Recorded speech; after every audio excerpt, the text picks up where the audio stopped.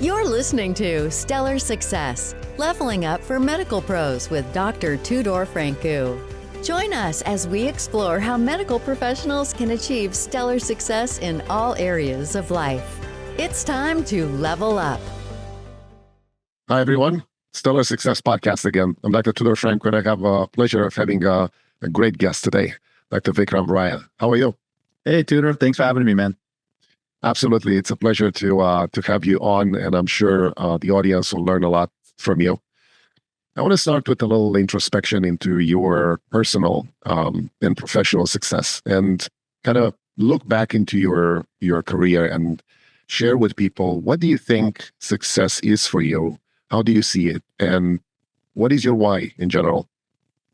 A great question. It's a great way to start off the conversation. To be honest with you, I was trying to, step away from failure and get away from pain. And the success happened to be what I just stumbled upon. I wanted to be successful, but that was not my motivation. I thought being a cardiologist was being successful. I thought, practicing in a part of a nice private practice group, successful. I was married, I had 2 kids. I was like, okay, this is it. I hit the dream. And what you realize is sometimes your dreams are not your destiny. And I think that was that first aha moment, maybe first turning point in my life, where the future I had envisioned was not playing out how I thought. So the practice was not as, I enjoyed it, but I noticed there's restrictions on my income, my time. I was pretty busy on the weekends, on call, which I didn't mind. But I was not really building it towards something I did, and the other thing was, 6 people in my family had heart attacks. And so I really genuinely wanted to solve the issue of cardiovascular disease in people. But I noticed that as I practiced more and more, it was lifestyle that was getting people in trouble, but we were using medications to sort of just put a Band-Aid on things. And I was like, hey, there must be a better way, and perhaps a better way to go upstream. And so I just started exploring and looking for options. Like, I thought I was done with my education when I finished my fellowship, but in fact, my education was just beginning. Right. So I really started exploring something called functional medicine and thinking about how to do that. I also, started learning about financial strategies, because I was like, hey, if something happens to me as a doctor, I'm screwed. And, thankfully my wife is also a physician. And so we had a good dual income. But in Northern Virginia, DC, Maryland, where I think Tudor, you live as well, a dual income just gets you to where you're stable in this area, with houses easily crossing $1 million, private schools, very expensive. You need more income. And so what I realized, another realization was single-digit millionaires still clip coupons. Mm-hmm. And so, then I realized, I need to create more income. I'm not as fulfilled. I'm working a ton of hours. Can I do this for 30 to 40 years, Tudor? And I didn't know if the answer to that was yes. And so I consciously created 2 parallel pathways at that point. I'm like, all right, I'm going to continue my current pathway of being a physician and practicing well and potentially being on a partnership track and doing all that. But on the second pathway, I'm going to start acquiring useful skill sets that can give me divergent opportunities, perhaps another pathway for income, streams of income, and potentially explore other ways to be successful. And because I was already a physician, I had the best backup in the world. Worst case scenario, I'm a cardiologist. I mean, it's not a bad backup. And so that was my initial frame of thinking. Very interesting. Yeah, most of us graduate medical school and go through the path that you just described. And I think most of the people are very happy with that. And there's nothing wrong with it. And I think, like you said, once you have a great income and you make a lot of money, you just have to be careful not to spend a lot of money. But the option of having a different additional passive income, so to speak, to contribute to your success, it's essential. And I want to see, how did you gauge your parallel path, like you described, to acquire more skills? What kind of skills did you acquire? What kind of habits and routines you developed to be that kind of successful person and build your dream? So the first thing I realized was, first I wanted to chase this buzzword that everyone uses, passive income. Another buzzword is freedom, financial freedom, all that. But I realized that that's actually not what I was trying to chase. What I was trying to actually pursue is non-clinical income. So people have been glorifying passive income passive income is overrated. It's not really passive most of the time. It's how passive are you, or how active are you? And so it's really, hey, can you create multiple streams of income that doesn't require you to wear a stethoscope? That's the key. I think that's a better definition for physicians than passive income. So I wanted to create another stream of income. So I tried options trading, was unsuccessful. I even had a coach and I got my butt kicked. And then I thought about real estate, read the typical books that most people do when they enter the real estate game. And at that time, it was pretty novel for physicians to get into real estate. In 2012, this was not a thing back then. And I would go to the local real estate investment clubs and try to learn. I tried to get into wholesaling, and then I tried doing fix and flips. But I found these strategies not really helpful for how busy I was. And then I also realized the power of partnerships. Partnerships could be the bane of one's existence, but it can also really accelerate your growth. And so I ended up partnering with my father, and we started doing single family homes where buy and hold and refinance out, like sort of a Burr method, I guess. And we did that in Atlanta, and we ended up getting about 30 homes. And that was really my first taste of success. But at the end of that, people think, oh my God, you had 30 homes, but the homes were like, $68,000 or $100,000. And so it wasn't that much. And then the equity, because we kept on rolling the equity in, so there's not much equity in any of them. So at the end, I realized, okay, this is nice. This is cute, Tudor, but this is not going to retire me as a cardiologist. And I had made a declaration in my own brain. I said, look, I was 33 when I started the whole real estate game and my fellowship, my first, work as a physician. I was like, all right, if I'm still practicing by the age of 40, something went terribly wrong. So I know I had a 7-year time frame to somehow figure out how to practice on my own term and just essentially be retired from traditional medicine. And so I was hungry to do that. The other thing I realized was I don't want to practice traditional cardiology for long term. I want to practice functional cardiology. I want to have a boutique clinic. I want to have a concierge cash-based clinic where I take care of people upstream. I reverse disease. I get rid of hypertension and cholesterol and diabetes. And I help people maybe do biohacking and anti-aging. And so I realized that was a pursuit I wanted to go after. So I learned functional medicine. I went through a 3-year certification all the while I was practicing full-time. I transitioned from single family homes. I learned, I went to a boot camp and a real estate seminar, and I learned about multifamily. And I learned the power of raising capital and buying deals as a group, and that's called syndications. And then, and I had to learn a lot of the business skill sets. Now, the thing is, how am I doing all of this? Well, the first thing I really had to learn was time management. Because if I'm getting up to be at the hospital by 8:30, and when I come home at 6 p.m., I have 2 kids to take care of. We didn't have a nanny at the time, and we were just, me and my wife were taking care of everything. And I'm on call every 4th weekend, and I'm on call every Tuesday night. I have very limited free time. And so I had to really maximize my free time. So I learned to start getting up at 4:30 in the morning. I learned to maximize my energy so I didn't crash at night. I learned to work out consistently so I had like unbridled energy and focus. I started planning my weeks. On Saturdays, I would get up extra early when everyone was sleeping, and I'd make progress toward whatever project I was working on. I started setting annual goals and 90-day goals and weekly goals and monthly goals. I started reading books. I started feeding my mind because I had a 2-hour commute, 1 hour to the hospital and 1 hour back. So in traffic university, what should I learn? So I picked up the one thing. I picked up 4-Hour Work Week. I started learning, Atomic Habits, all the classic books we all talk about on our podcast, right? But that's great. But I started infusing that in my brain. So in 1 year, I probably went through about 150 books. And so that really gave me this sort of courage, this sort of, newfound belief in myself and what's going on. I also got coaching and mentoring. Everyone around me said what I was doing is stupid. It was impossible. It didn't make sense. Why am I wasting my time? But my mentors told me, yes, this is possible. Yes, there is a way. And that I didn't have my own beliefs, but I borrowed their beliefs, and that helped. Yeah, that's very important. I think you reached the point that it's essential for someone who wants to follow in your path or wants to do what you're doing right now. The fact that you basically change your mindset to accommodate and reach your goals one way or the other. And I'm sure you probably went through several moments where you wanted to quit or you wanted to, you failed in something. And, I'm interested on a path like yours. What were the moments where you had doubts? Something didn't pan out. You had a failure. You were ready to quit. Tell us about this. Yes. In my traditional cardiology practice, I had a lot of ideas, but my practice was very conservative, and they really wanted this, go by the book. And So a lot of my creativity had no outlet. And so that was frustrating because hey, let's do this. Let's start this clinic. Hey, let's expand our company that way. And everyone's like, no, just, stay the course, stay focused. Don't get distracted. And then I was like, hey, I want to create a wellness program for all our patients.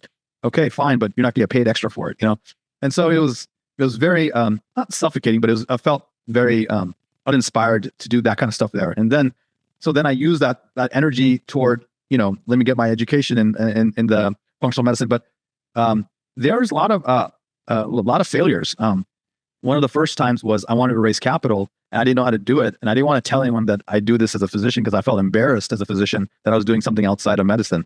And so I paid for this course that taught me how to get accredited investors. And I paid to get this list of investors. And they had people like Mr. Gray, and Mr. Green, and Mr. White. I'm like, oh, that's interesting names. And I remember paying $750 for a Western Union wire transfer that they requested. So then they would give me the approval for the loan that they're going to give me for one of my properties. And obviously, it was a scam. It was a embezzlement. And so, getting kicked in the face there.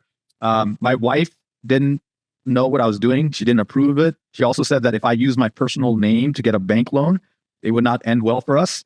And so I was not allowed to borrow as a physician to get any of these loans. So I had to use credit cards. I had to use creative finance because normally as a physician, they'll easily give you, loans on these things.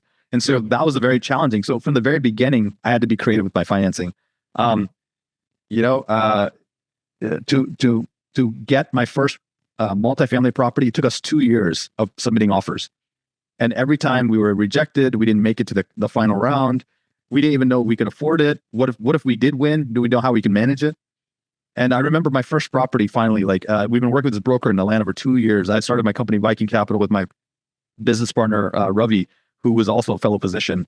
And we got to the final round, and then they ended up giving the deal to another group from New York who were a very successful Jewish group. And so we were disappointed. We walked away. And then 2 weeks later, we get a phone call, and the broker saying, hey, are you guys want to still do the deal? We're like, yeah, what happened? Like, don't worry about it. Let's do the deal. And I'm like, okay. And it was a 118 unit deal in Atlanta. And finally, we got him to spill the beans. And he said, oh, the previous group decided to back off on the offer because there was a murder on the property. And so we're like, oh, crap. And so this is like the moment of faith where are we in over our heads? Should I just stick to doing CATs and prescribing statin medications? Or does this make sense to pursue this deal? It was a $4 million deal, I think. And, the whole thing was scary. And we ended up doing our due diligence, realized it was a one-off incident. It's not a bad property. And we bought the deal. And we ended up buying the property next door, which was also a troubled property.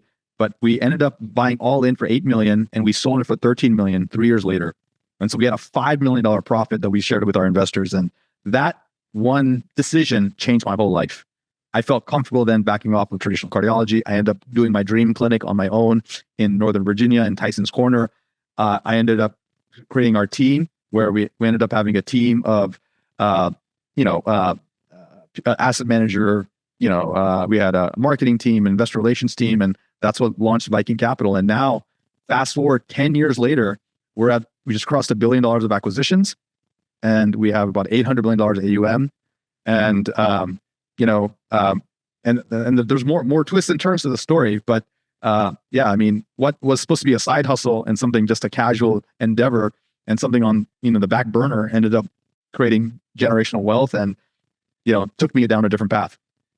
Yeah, that's amazing. For someone that doesn't know, AUM means asset under management. So this is clearly someone who got out of your comfort zone, right? You couldn't believe you can do those things in the beginning, but you did it and you actually excel your expectations, so to speak. How did you approach this change in your mentality and your mindset to go completely out of your comfort zone, not in medicine, in real estate? You did single family homes, now you're doing multifamily. What made you do that? Hey, Tudor, can we take a quick pause for 1 second? Okay. I don't know. Are you recording somewhere? Yes. Oh, is it on your side? Okay, there I see it. Okay, perfect. Okay, let me just pause for a second and then let me. Sure. Am I without?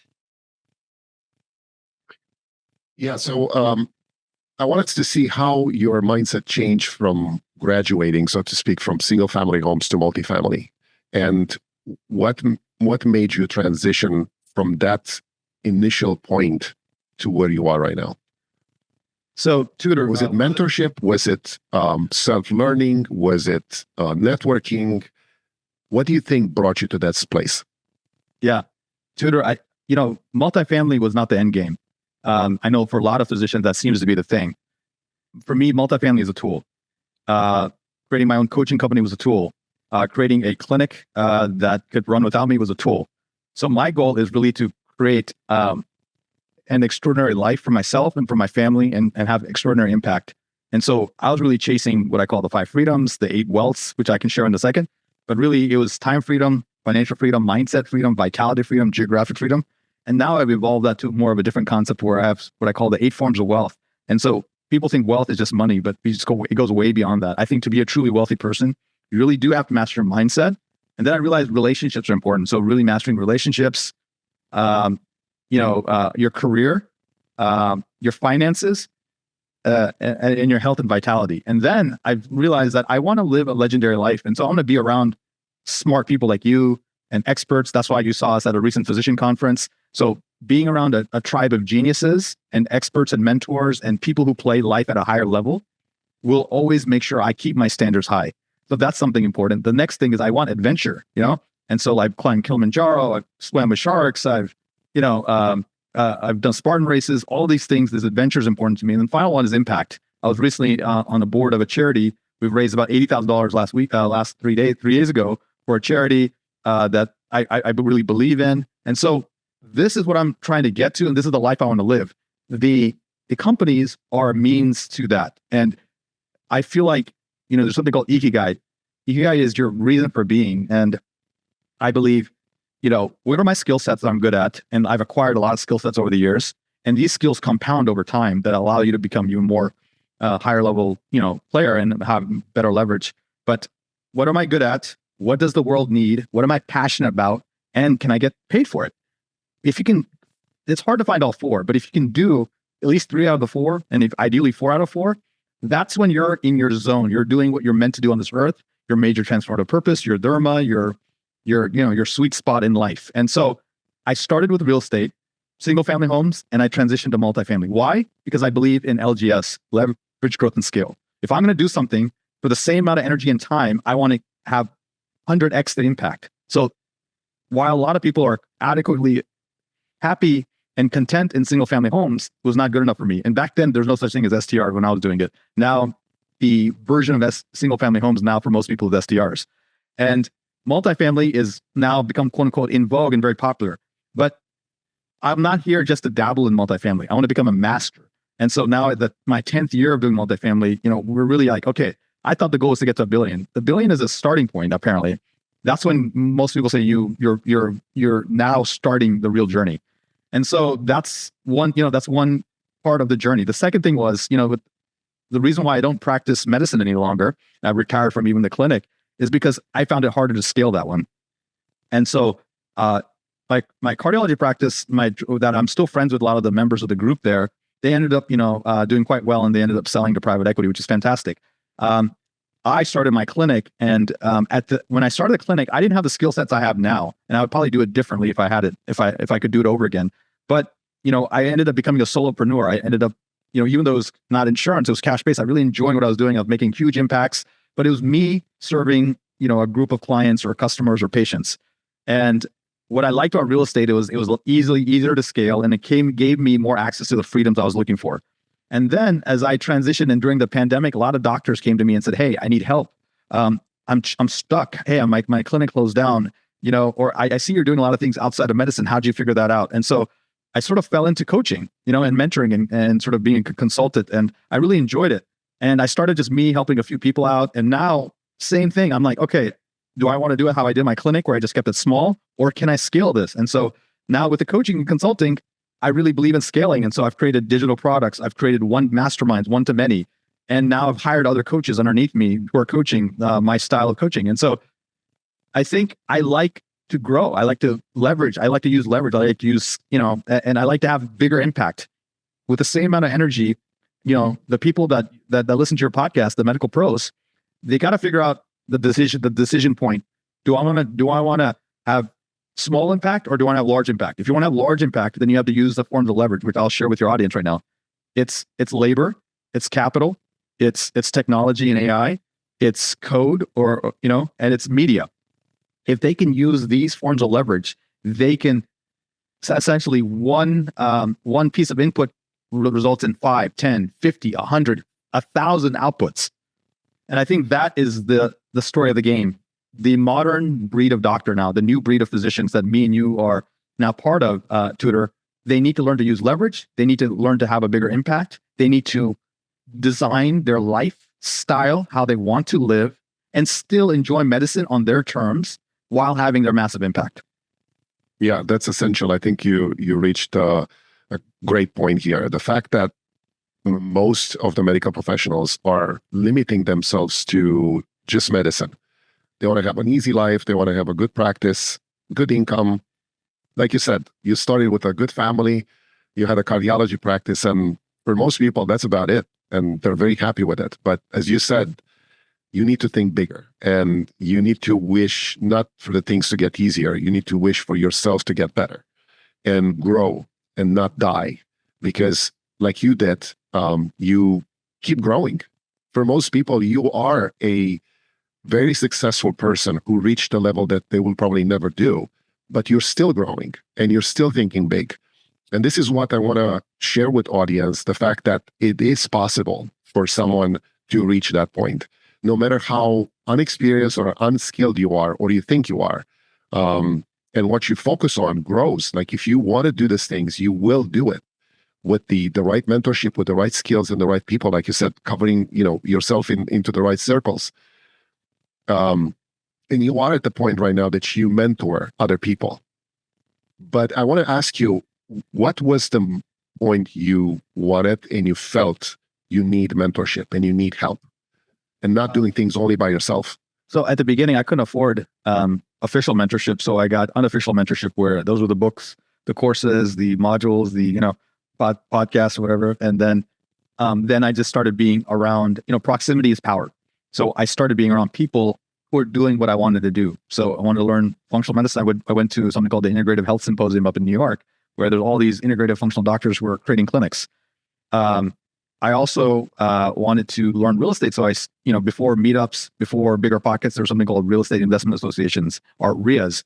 And these were like local real estate investors who would all hang out on a Saturday or a Thursday, and they would share stories or talk about in deals, and you just get exposure that way.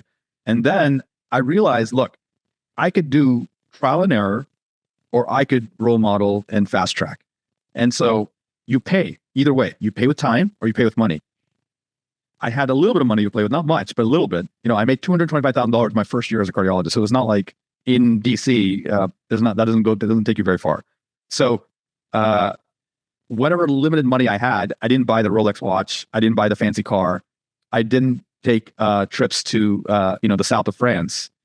And I didn't hang out with a lot of friends on guys' nights out.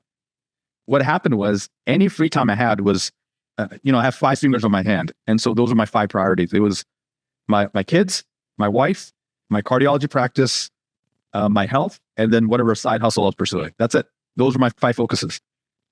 And so I would use that limited resources with a limited time on the thing that was going to move the needle the most.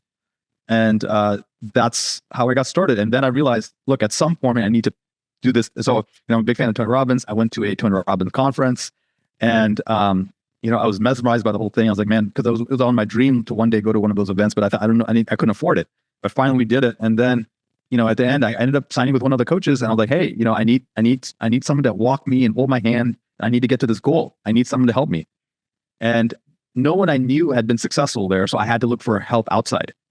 If I knew someone inside, I would have asked them. But it doesn't matter. You just need to get someone, and they don't have to be a billionaire. They just have to be maybe 6 months ahead of you, a year ahead of you, 2 years ahead of you. That's it. Right. And that was this tool. Now, that being said, I'm 46. I think the other day I was calculating. I had a 3-day challenge for physicians where I was helping them. It was just a free challenge that I was just trying to help, mentor and support people on their journeys of trying to get financial freedom. And I think one of the questions someone asked me is, hey, how much have you invested in coaching? I think I've invested at least 7 figures in my coaching, in my own expertise. Basically, if I wanted to learn anything, I found that whoever the best in the world is at it, and I'd ask them to teach it to me. And it's been a blessing, right? I want to get in the best shape of my life. I get a trainer. I want to learn about biohacking and longevity. I have a longevity doctor. I want to get into meditation. Okay, let me go to a Dr. Joe Dispenza event. That's what I do. And because of that, what would most take people 30 years, I can do it in 10, right? And I think that is a secret that most successful people do that unsuccessful people know about, but they still don't do. Yes, because I think, like you said before, you pay in a way or another. You either pay with money or you pay with time. And most people don't want to pay money. And they don't have time to do that. So it's a trade-off that, most of them need to decide on. But like you said, you go faster with a team and with a coach. Tudor, Warren Buffett says investing in yourself is a 30x ROI. I really believe it. Yeah, absolutely. And so if you have limited money, I would invest in getting skills.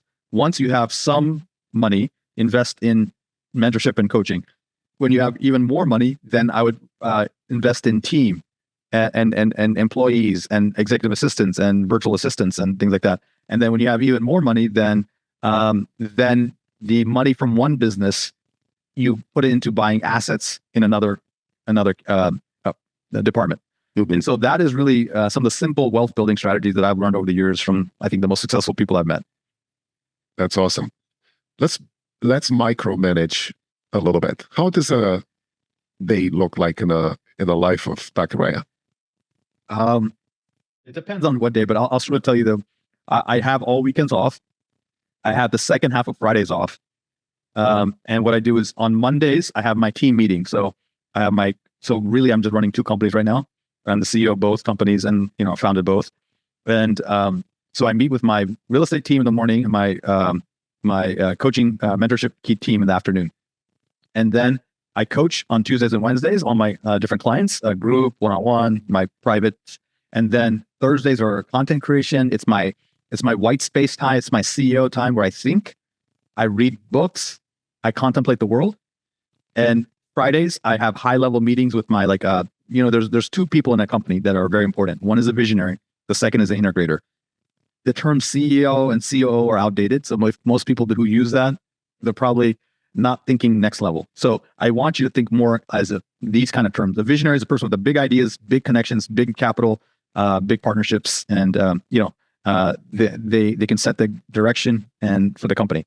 The integrator is the executor. They are the executive who runs day-to-day operations and make sure all the departments are in sync and are running, and they also overcome hurdles or obstacles. And so that yin and yang between those 2 people is really what makes a successful company grow. Think Steve Wozniak and Steve Jobs. Think, Elon Musk has several integrators in each of his different companies. And so that is really what I found to be a powerful level of success. Another trick I found for success is using a business operating system. Vern Harnish has something called scaling up. Gino Wickman has EOS, Entrepreneur Operating System. Michael Gerber has, eMyth. And so it doesn't matter what you use, but if you're a sub $50 million company, one of these operating systems would really be helpful to you. The second thing is, after you achieve a certain level of success, people need to learn to leverage. And so there's a really good book by Dan Martell called Buy Back Your Time, which I'm sure you probably talked about on your podcast. But very few people actually execute on this concept of actually getting an assistant. So most people start with the Philippines, not a bad place to start. Then you start with some low-level US-based people, which is okay. But at some point, a $50K executive assistant is going to completely change your life and quadruple your income. So it's a must for most people who want to get to that next level.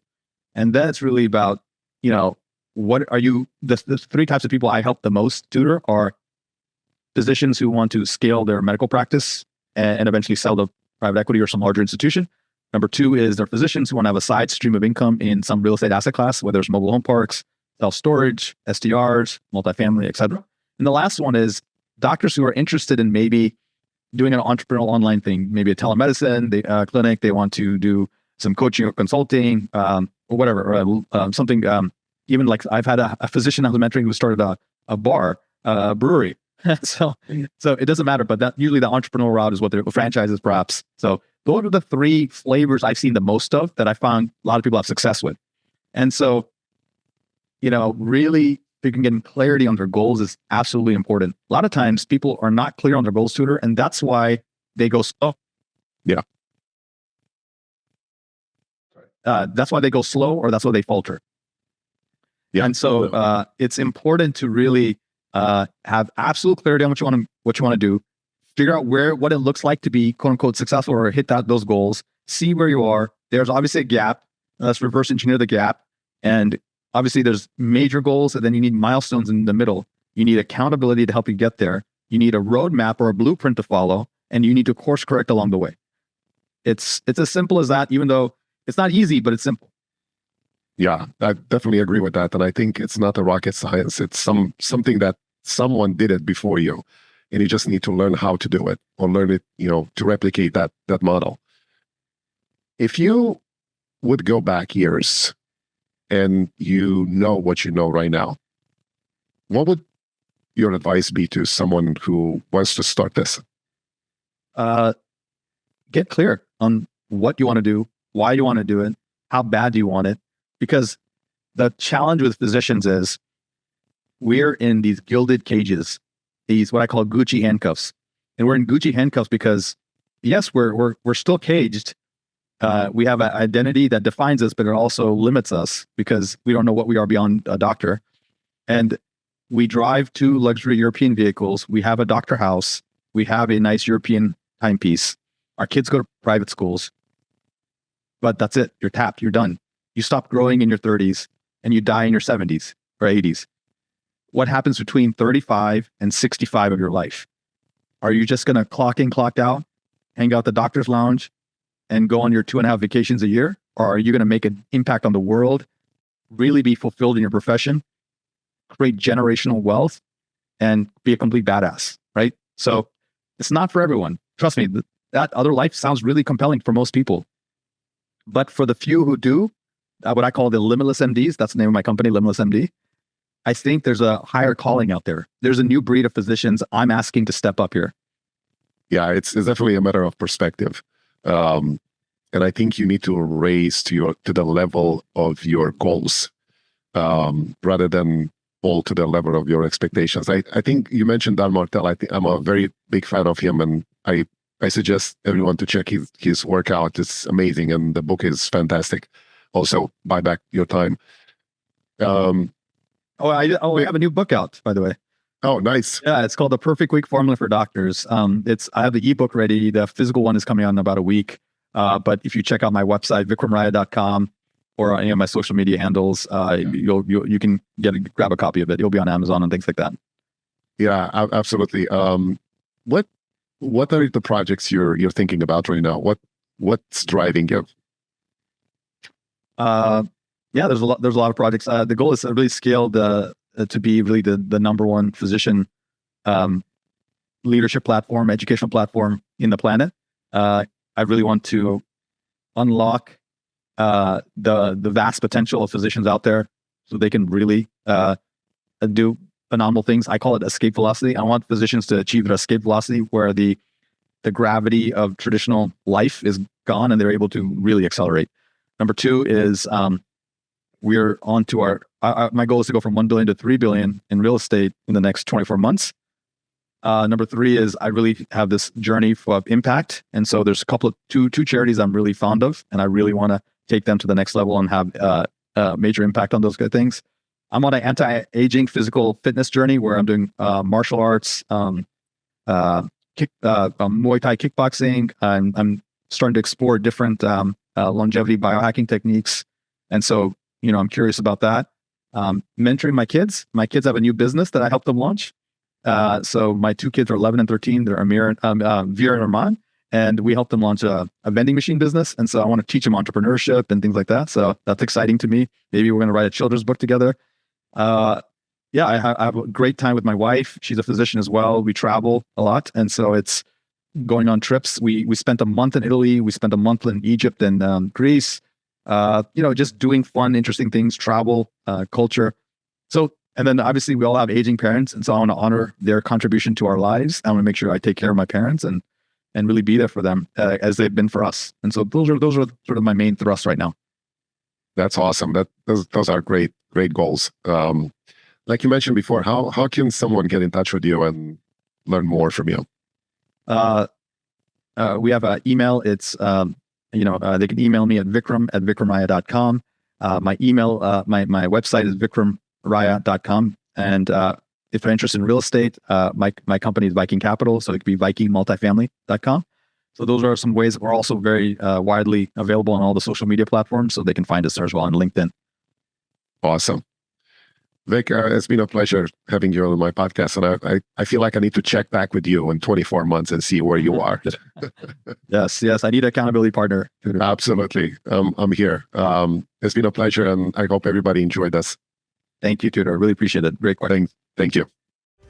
That's a wrap on Stellar Success, Leveling Up for Medical Pros with Dr. Tudor Francu. Interested in joining us? Go to stellarsuccesspodcast.com/guest to apply.